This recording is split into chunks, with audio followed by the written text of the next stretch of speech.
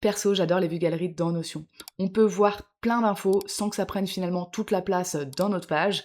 En plus, ce principe de carte, ça permet de vraiment dissocier chaque page et du coup de savoir exactement de quoi on parle. C'est hyper clair et en plus, je trouve que visuellement, c'est quand même super beau. Mais il y a quand même un petit problème, c'est que si jamais on veut afficher plusieurs propriétés de même nature, c'est un peu compliqué pour se repérer, on n'y voit pas grand chose à l'affichage. Par exemple, si jamais je veux avoir une vue globale de mon année sur les infos financières de mon année, je voudrais peut-être afficher le chiffre d'affaires encaissé, les dépenses et le résultat net. On a 3 propriétés qui sont des nombres. Si j'affiche mes 3 propriétés comme ça, j'aurai 3 nombres, donc ok, c'est vrai. Si je les affiche dans un certain ordre, je saurai quel est l'ordre, et du coup je saurai quel nombre correspond à quelle information, mais moi j'aimerais ne pas avoir besoin de réfléchir et du coup avoir directement l'information qui s'affiche de manière hyper claire. Il me faudrait un titre pour me dire ok, telle propriété, c'est ça. J'ai pas envie d'aller survoler la propriété qui me dira ok, là, c'est le CA hors taxe encaissé, là, c'est les dépenses, etc. Donc l'objectif de cette vidéo, ça va être de te montrer comment est-ce qu'on peut faire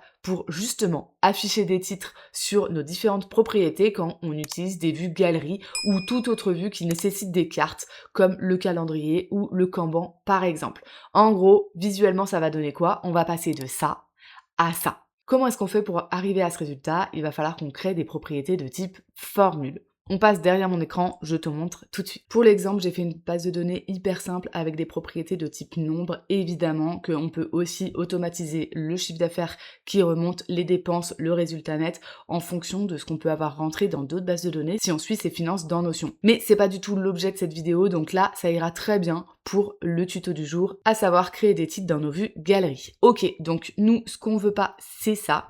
Donc maintenant, ce qu'on va faire, donc on a nos propriétés de base, et ce qu'on va faire, c'est qu'on va aller créer des propriétés qui vont nous permettre d'afficher cette information d'une manière différente avec des formules. Donc en fait, on ne va pas modifier la propriété qui existe, elle reste telle qu'elle est, mais on va aller ajouter une autre propriété qui sera vraiment purement de l'affichage.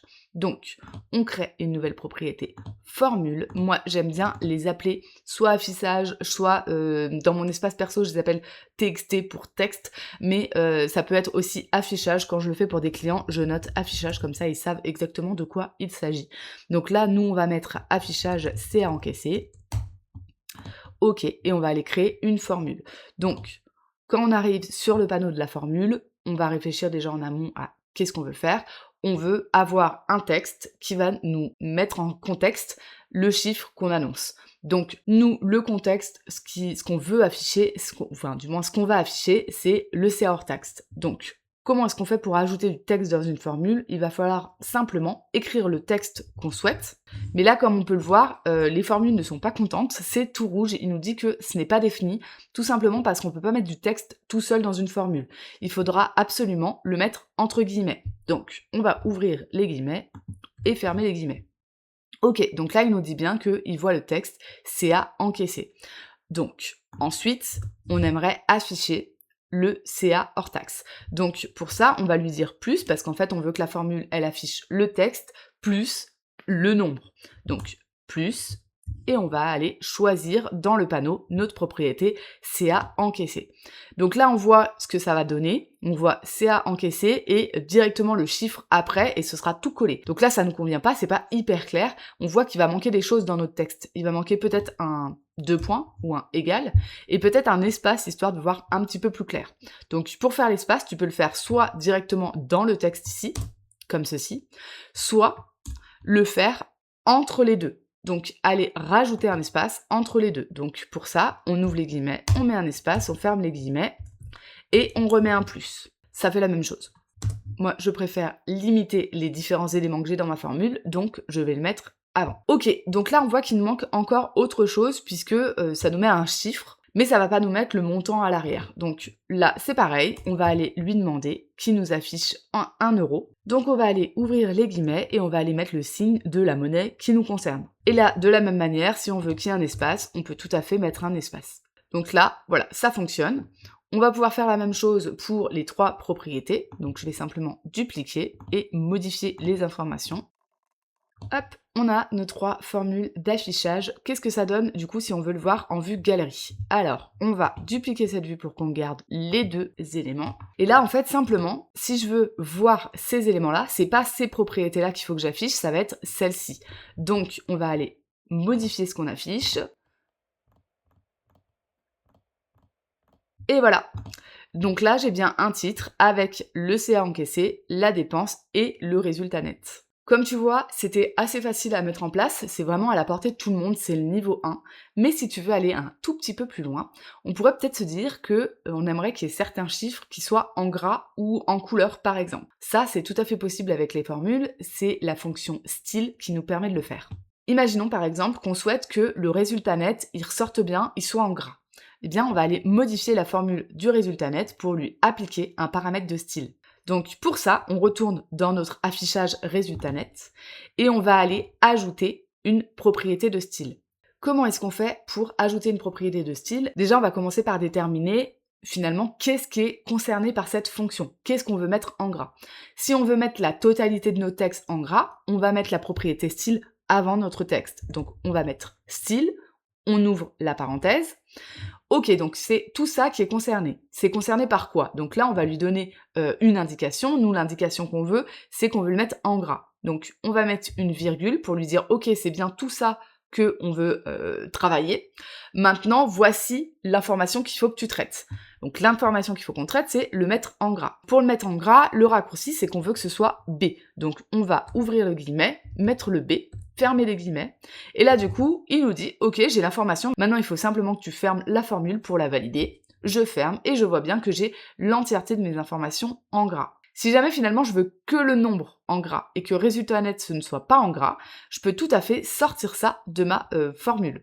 Donc pour ça, je vais simplement le déplacer et le mettre avant. Si je sors, je vois bien que j'ai mon résultat net avec le nombre qui est en gras. Ça permet d'y voir un petit peu plus clair et en même temps, ça manque quand même encore d'une petite chose. Je te propose qu'on passe au niveau 3, c'est-à-dire que on garde l'écriture en gras, c'est chouette, mais on aimerait quand même la mettre en couleur pour la voir un petit peu mieux. Et on va même aller plus loin, on aimerait que ce soit mis en couleur, mais que ce soit mis en couleur en fonction de si mon résultat il est plutôt positif ou négatif. En gros, si je suis en bénéfice, j'aimerais que le nombre il apparaisse en vert, et si je suis en déficit, j'aimerais que mon nombre il apparaisse en rouge. Comment est-ce qu'on peut faire ça? Eh bien, on va rester dans notre formule, mais on va aller ajouter des propriétés à cette formule. La propriété qu'on va aller lui ajouter, c'est de lui mettre une condition. En gros, dire à la formule, ok, s'il se passe ça, tu fais ça, et s'il se passe ça, tu fais ça. Ce qu'on va devoir faire, c'est qu'on va devoir lui écrire plusieurs conditions, puisqu'on a deux conditions possibles. On a si le résultat net est positif, dans ce cas on veut du vert, si il est négatif, on veut du rouge. On peut avoir deux formules de conditions. Soit une condition simple, si il se passe telle chose, fais-moi ça, sinon fais ça ou ne fais rien. Ou on va avoir la possibilité aussi de faire plusieurs conditions. En l'occurrence, nous, on a besoin d'une formule à plusieurs conditions, puisque on veut que si le résultat est positif, on mette en vert, et si le résultat est négatif, on mette en rouge. Donc on a bien deux si dans notre phrase. Donc, on va pouvoir lui dire, si au pluriel, j'ouvre ma parenthèse, je me mets en dessous pour commencer à écrire ma formule, histoire que ce soit plus aéré et plus visible pour toi.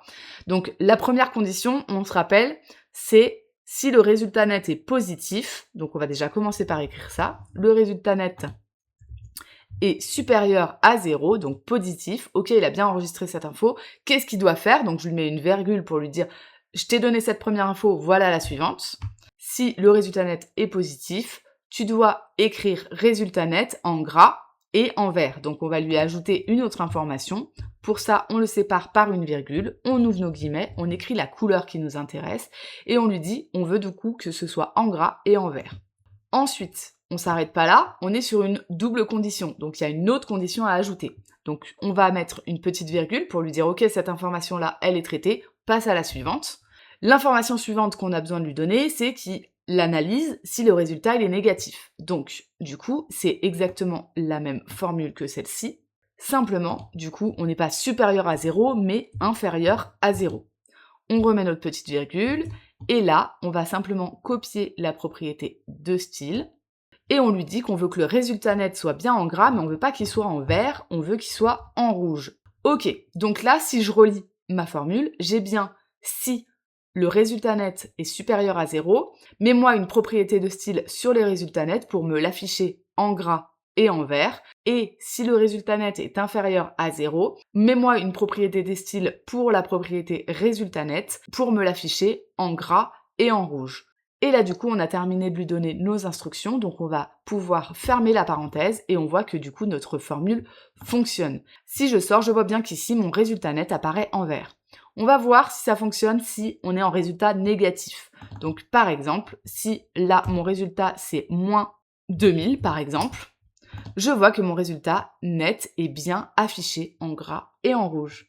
C'est quand même vachement plus sympa du coup de voir l'information comme ça avec des couleurs. Là, je t'ai montré les 3 niveaux de difficulté, donc n'hésite pas à commencer à y implémenter sur les différentes vues que tu as et commence petit, donc commence par le niveau 1 et petit à petit tu ajouteras des difficultés si tu vois aussi que tu en as besoin sur ton espace Notion. Si tu n'as pas besoin d'aller sur le niveau 3, n'y va pas.